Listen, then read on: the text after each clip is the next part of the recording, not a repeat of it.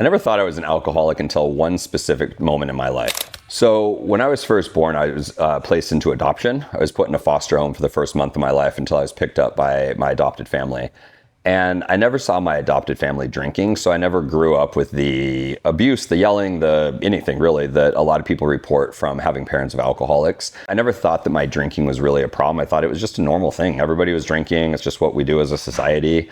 And in 2019 for Christmas, my wife got us 23andMe because we were expecting our third kid. And we really were like, what am I bringing to the mix here? Like, what are the genetic traits? What should we be expecting? What's going on? And so we did 23andMe. And in 2020, right around the time of the birth of our third kid, I got connected to my biological father. I learned where my anger came from after meeting him. So 40 years later, that was fun to kind of know where some of my anger came from. Throughout that, I met biological half brothers and sisters. And then 2022, I got connected with my biological mother. In meeting my biological mother, there was a lot of healing, a lot of good things that came from it. But one thing that lasted for me was her story about her grandpa being an alcoholic, her dad being an alcoholic, the abuse she went through. And it made me start wondering, like, maybe there's something genetic here with me. Maybe there's something more than just me drinking average. Maybe there's something to pay attention to. And then during that same time, my wife's father passed away from alcoholism as well. I always compared myself to him, saying I'm not that bad.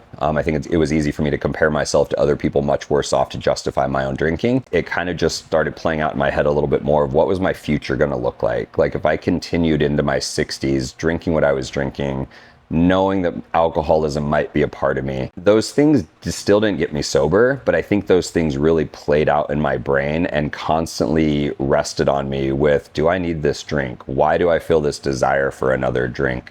So, I don't know.